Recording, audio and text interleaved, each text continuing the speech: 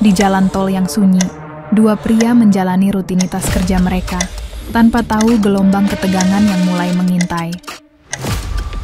Kamu salah rute lagi. Ini sudah sering terjadi. Aku sudah beritahu, jangan terus salahkan aku. Tolong, jangan lakukan ini. Semua ini salahmu. Jenazah ditemukan di bawah jembatan tol, mengakhiri kisah tragis yang menyayat hati.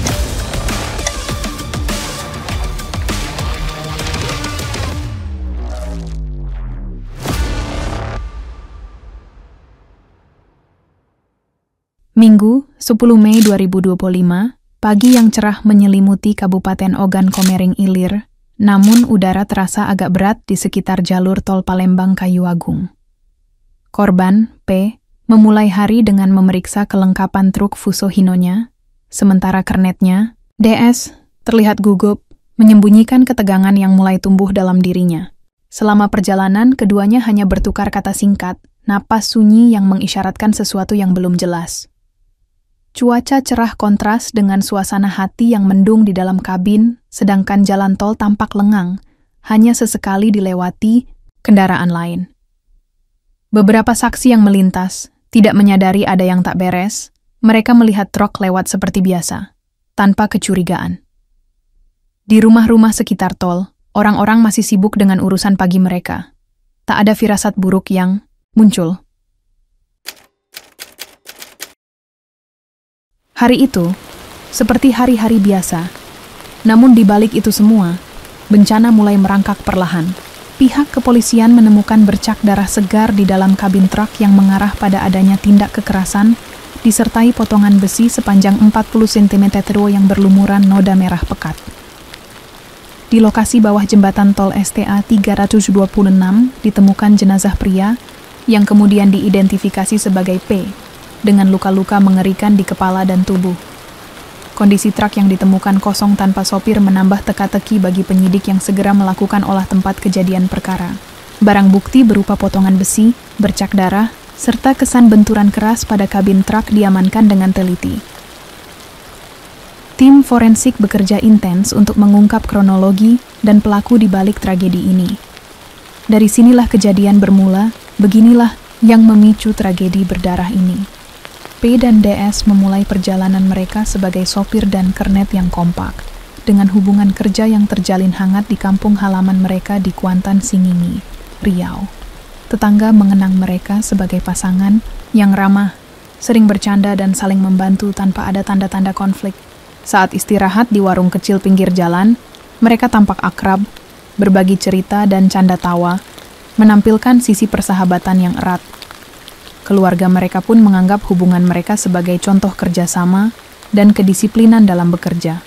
Jika ada anak dalam keluarga, keduanya dikenal memperhatikan dan merawat dengan sepenuh hati, menjaga keharmonisan keluarga kecil mereka. Suasana kebersamaan ini memberikan kesan bahwa mereka akan terus melangkah bersama tanpa rintangan berarti. Namun semua kenyamanan ini belum tentu bertahan lama. Di mata rekan kerja dan bos, P dikenal sebagai sopir yang teliti dan pekerja keras. Sementara DS tampil sebagai kernet yang cekatan, namun kadang terlihat murung. Interaksi mereka dengan pelanggan berjalan lancar, menampilkan profesionalisme yang mengesankan tanpa menimbulkan masalah. Namun di balik layar, sikap mereka di rumah berbeda, di mana ketegangan mulai tumbuh tanpa diketahui orang luar. Rekan kerja sesekali melihat DS terlihat murung dan cenderung menghindar, tetapi hal itu dianggap hal biasa dalam pekerjaan berat. Keluarga dan tetangga belum menyadari ada ketidaksesuaian yang mulai muncul, karena mereka masih melihat harmoni yang dipertahankan. Tanda-tanda ketidaksesuaian kecil itu masih tersamar dan belum menjadi masalah besar. Namun bibit keretakan itu diam-diam mulai mengakar kuat. Ketegangan mulai muncul ketika P sering memarahi DS atas kesalahan kecil, seperti salah mengambil rute atau terlambat tiba di titik tujuan. Setiap teguran P terasa tajam, membuat DS merasa dihina dan tersinggung. Walaupun hal itu belum menjadi masalah besar, kesalahan kecil yang seharusnya mudah diperbaiki berubah menjadi sumber ketegangan dalam kabin truk mereka. DS mencoba menahan perasaannya, tidak ingin memperkeruh suasana, namun rasa sakit hati mulai menumpuk. P sendiri tidak terlalu menyadari dampak dari kata-katanya yang pedas. Meski begitu, mereka masih mampu menyelesaikan masalah tersebut secara lisan. Ketegangan itu menjadi awal dari retakan yang perlahan merambat dalam hubungan mereka.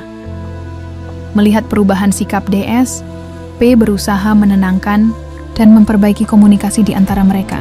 Mereka berbicara terbuka, saling mendengar, dan mencoba memahami sisi masing-masing. Suasana menjadi lebih hangat, bahkan canda tawa kecil kembali hadir di sela perjalanan panjang mereka. DS perlahan melupakan sakit hatinya dan berharap bisa melanjutkan hubungan kerja yang baik seperti dulu. Upaya P memberi ruang bagi DS untuk mengekspresikan perasaannya mulai membuahkan hasil positif. Namun, meski ada perbaikan, rasa sakit hati DS belum sepenuhnya hilang, tersimpan dalam diam.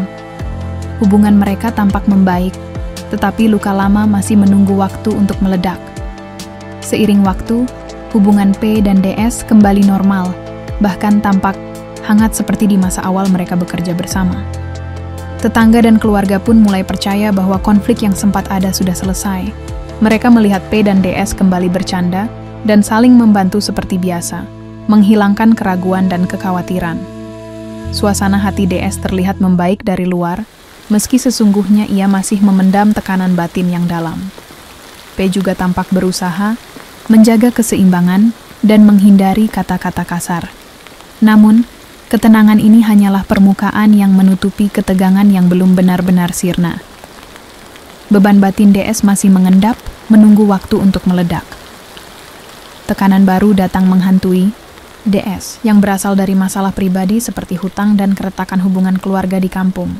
Dalam kondisi yang rentan, kritik pedas dari P tanpa sadar menambah beban di pundaknya. Konflik yang tadinya kecil kini membesar, tidak lagi mudah diabaikan atau diredam. DS mulai menunjukkan perubahan sikap yang membuat hubungan mereka semakin tegang dan sulit diperbaiki. Sisi gelap mulai menguasai perasaan DS, menyelimuti pikirannya dengan rasa dendam dan putus asa. Kecanggungan dan kekerasan kata kerap muncul dalam interaksi mereka sehari-hari. Inilah titik balik yang tak bisa dihapuskan, yang akan menentukan nasib keduanya selanjutnya. Sementara ketegangan di antara P dan DS semakin memuncak, perhatian masyarakat justru tertuju pada kasus pencurian kendaraan bermotor yang marak di wilayah Ogan Komering Ilir. Polisi sibuk mengejar pelaku lain yang beraksi di kawasan sekitar tol. Sementara warga mengikuti perkembangan berita tersebut dengan antusias. Di sebuah warung kopi dekat tempat kejadian, diskusi warga lebih banyak berfokus pada kriminalitas umum, bukan pada hubungan antara sopir dan kernet truk. Berita-berita lokal pun ramai membahas isu kemacetan dan bencana alam kecil yang terjadi di daerah tetangga. Dengan fokus yang dialihkan pada hal-hal ini, pembaca dan masyarakat belum menaruh curiga bahwa ada masalah besar di balik kabin truk Fuso Hino itu. Ketegangan di dalam truk tetap tersembunyi di balik hiruk-pikuk berita lain, seolah tak ada yang menyadari bahwa badai sesungguhnya sedang mengancam dari dalam. Di tempat kerja, aktivitas berjalan seperti biasa. Para sopir dan kernet lainnya menyiapkan truk, memeriksa dokumen, dan berkomunikasi santai. Televisi di ruang istirahat menyiarkan berita lokal tentang kemajuan pembangunan jalan tol yang menjadi penghubung penting di Sumatera Selatan. Sesekali, suara tawa dan obrolan ringan terdengar di antara para pekerja yang belum menyadari akan tragedi yang segera datang. Namun, di balik kesibukan itu, ketegangan antara P dan DS semakin tersirat melalui tatapan yang tajam dan keheningan yang tidak biasa. Perbincangan yang tersela dan gestur kecil mulai memperlihatkan pergesekan yang tak terhindarkan. Petunjuk halus ini menjadi bayangan gelap yang mengintai di tengah normalitas. Kesegaran pagi itu akan segera berubah menjadi hari yang penuh luka. DS mulai mempersiapkan diri dengan membawa besi sepanjang 40 cm yang ia sembunyikan di kabin truk. Pikirannya dipenuhi oleh kemarahan yang tak terhingga. Dengan hati yang berat, namun tekad membara, ia menunggu momen ketika P lengah dan sendirian di dalam kabin. Saat kesempatan datang, DS menyerang dengan pukulan keras bertubi-tubi, besi menghantam kepala dan tubuh P sebanyak 3 kali tanpa ampun. Suara benturan yang menggema di kabin mengiringi detik-detik mengerikan yang mengakhiri nyawa P. Tubuh korban tergeletak tak berdaya, sementara DS berdiri terpaku menatap hasil dari tindakan brutalnya. Ia membuang jasad di bawah jembatan tol, berusaha menutupi jejak kejahatannya dengan panik dan ketakutan. Cerita ini berakhir menggantung. Nasib DS di saat itu masih menjadi misteri yang menanti untuk terungkap. Setelah kejadian, suasana sekitar jembatan tol mulai berubah. Warga yang lewat mulai berbisik-bisik dengan rasa penasaran dan kekhawatiran. Polisi mulai mengumpulkan informasi dari saksi dan memeriksa lokasi dengan cermat, namun belum ada kepastian yang sampai ke publik. Keluarga korban di Kuantan Singingi masih menunggu kabar, tidak mengetahui apa yang sebenarnya telah menimpa P. Lingkungan sekitar terlihat tenang, meski ketegangan tak kasat mata sudah mulai menyelimuti. Beberapa orang mulai menghubungkan truk kosong yang ditemukan dengan hilangnya P. Namun belum ada bukti kuat yang bisa dibicarakan secara terbuka. Polisi tetap merahasiakan perkembangan penyelidikan agar tidak memicu kepanikan. Masalah ini masih terpendam, menunggu saat yang tepat untuk meledak menjadi berita besar. Penangkapan DS di Kecamatan Jelutung, Kota Jambi, berlangsung dini hari dengan pengawalan ketat aparat kepolisian. Dalam pengakuannya, DS mengungkapkan dendam yang terpendam akibat sering dimarahi P selama bekerja bersama. Kronologi lengkap mulai dari penemuan jenazah P di bawah jembatan tol hingga truk kosong yang ditemukan di KM 329 mulai terungkap jelas ke publik. Keluarga korban terpukul berat, sedangkan keluarga pelaku mengalami tekanan psikologis yang mendalam, penuh campuran rasa, malu dan kesedihan. Media mulai meliput kasus ini secara intens, menggambarkan tragedi yang menghebohkan masyarakat sekitar. Pemeriksaan lanjutan terhadap DS menunjukkan adanya konflik batin yang memuncak menjadi tindakan fatal. Kasus ini menjadi sorotan besar yang mengguncang wilayah Ogan Komering Ilir dan sekitarnya. Di Mapolres OKI, penyidikan resmi dimulai dengan pemeriksaan saksi-saksi yang ada di lokasi dan rekan kerja korban maupun pelaku. Bukti forensik berupa bercak darah dan alat kejahatan yang ditemukan dianalisis secara mendalam oleh tim laboratorium kepolisian. Kapolres Eko Rubianto memberikan keterangan pers yang jelas mengenai kasus dan proses hukum yang akan dijalani pelaku. Pasal 338 KUHP tentang pembunuhan dan Pasal 391 ayat 3 KUHP tentang penganiayaan dengan akibat kematian resmi dikenakan pada DS. Penyidik terus menggali bukti dan mempersiapkan berkas untuk persidangan mendatang. Situasi ini menambah tekanan pada pelaku, yang kini menghadapi ancaman hukuman berat. Proses hukum berjalan ketat dengan perhatian penuh dari masyarakat dan media. Tetangga dan keluarga korban menunjukkan kesedihan mendalam, sementara keluarga pelaku mengalami stigma sosial yang berat dari lingkungan sekitar. Konflik sosial mulai muncul di antara warga, beberapa mengungkapkan kekecewaan dan kemarahan atas kejadian tragis ini. Warga sekitar tol menjadi lebih waspada dan penuh kecemasan akan keamanan, terutama bagi para sopir dan kernet truk yang sering melintas di jalur tersebut.